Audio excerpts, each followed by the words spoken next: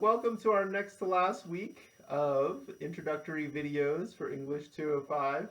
I have my dog Holly and Nico here today, so they're here to say hello, and they're really enjoying all the walks and treats that they're getting with everybody home these last few weeks. But I wanted you to meet those. They're both reservation rescues from the Hopi Mesa, and we've had them for a few years now. Really good pups to have around. So I just wanted to meet them and say hello.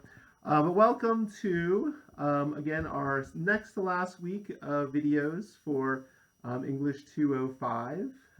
This is the week of April 20th, and we're going to take a look at what we got going on. So again, kind of get you oriented to the week, let you know what you need to take care of, and share a few important notes along the way.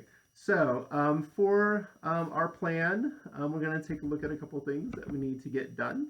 I think what's most important to start us off is to have you look at our final portfolio preparation guide, which will give you some steps on how to put together your final portfolio for the end of the semester. Also, as part of that link in the module or part of that item in the module, you'll find a example of a cover letter, so you can take a look at that as well. As far as work we have to do this week, good news, nothing's due on Tuesday. Everything will be due toward the end of the week.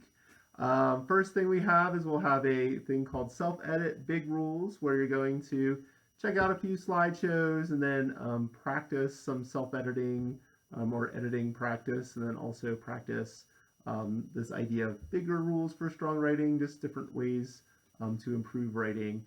So we'll be taking a look at those items. We're going to have you submit a draft of your cover letter. And what I'm going to do is just basically have you submit that to a discussion board by the end of the day Thursday. We are considering it a draft. And I'm going to take a look at it and give you some feedback. I've decided at this point in the semester, and given everything that's going on, that I'm not going to ask you to read and respond to other students for this one. Normally we would, but for this time we're going to take a pass on that.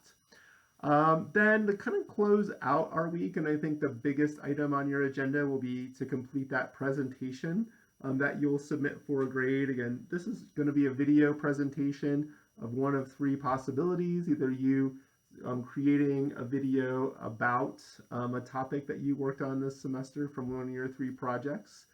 So converting, say like an experiential narrative into a video presentation, or you can talk about your writing process in a video presentation and put that together. And then the third possibility would be to pick a topic of your choosing that you feel is important in the moment. There's some notes about that in the prompt. You are going to also watch those presentations from other students and then respond to them. You have to do at least three.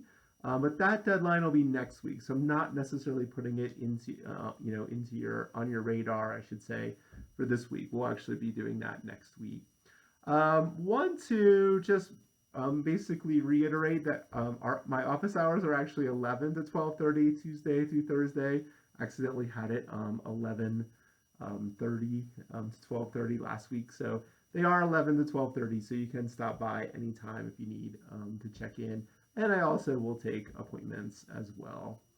Just for our image that you see on there, this is actually a visual of the writing process created by one of my 205 students, Addie Jones, and was a really cool one. I just really liked it, so wanted to include that on our slide today.